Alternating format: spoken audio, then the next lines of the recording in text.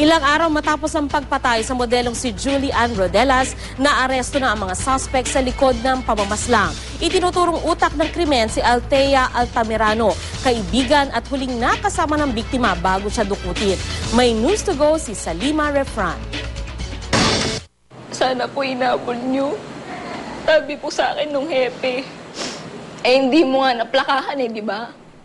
Bumuhos ang luha ni Althea Altamirano sa eksesibong panayam ng GMA News itong Biyernes habang inaalala kung paanong hindi natulungan ang kaibigang si Julie Ann Jaja Rodelas nang dukutin ng mga lalaki hating gabi ng Lunes. Bago yun, nanood ng sine ang dalawa. May mga picture pa sila. Uno na ng pagsisisi si Althea matapos dakpi ng mga otoridad bilang isa sa mga pangunahing suspect sa pagpatay sa kaibigan. Kasama ang nobyong si Fernando Quiambao Jr. o JR, inaresto ang dalawa sa Apalit, Pampanga. Ang pamilya Rodelas agad sumugod sa QCPD na malamang nando na si Althea. Alam mo ba ang ganda ng pangarap ng kapatid ko? Opo, Ang kapatid ko nagpupumilit makapasok ko na para makatapos. Tapos ganyan ang gagawin nyo? Noon pa naman kinukutuban ako sa mukha niyan. Talagang, kaya pala naman, talagang ipapahamak nga niya ang anak ko. Nangyari na nga ngayon. Kung maibabalik lang sana yung death penalty ngayon ibalik na nang matuto silang dalawa.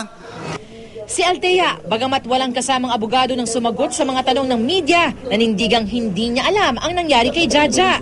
Ang boyfriend daw niyang si JR ang nagplano ng lahat. Sa kabila ng tinutulungan ko po si Jaja, binibilang ko siya ng damit, inaayusan ko siya, tapos i-chismis niya ako.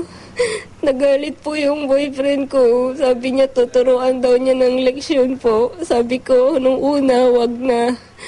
Tapos sabi niya po magaling daw po siya sa ganun. Wala daw pong bulilyaso daw po. Ginagawa na daw po niya dati. Kaya pumayag po ako. Isang beses lang po niya akong naputuan ng baril. Hindi po tumama. Doon po sa labas ng bahay namin.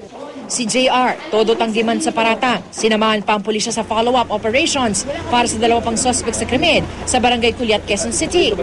Huli sina Jemar Waraji at Jelan Pasiwilan na naaktuhan pa nga sa pot session. Si Waraji, inamin ng partisipasyon sa krimen. Pero si Pasiwilan, todo tanggi sa paratang. Sino talaga yung may punot dulo nito? Si Althea. Si Althea talaga. Anong sabi? Paano sabi?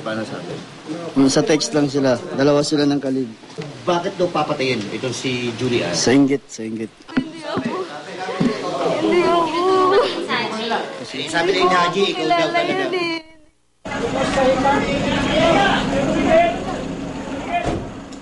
Patay naman ang kasama nilang si alias Bob Usman matapos manlaban sa mga pulis.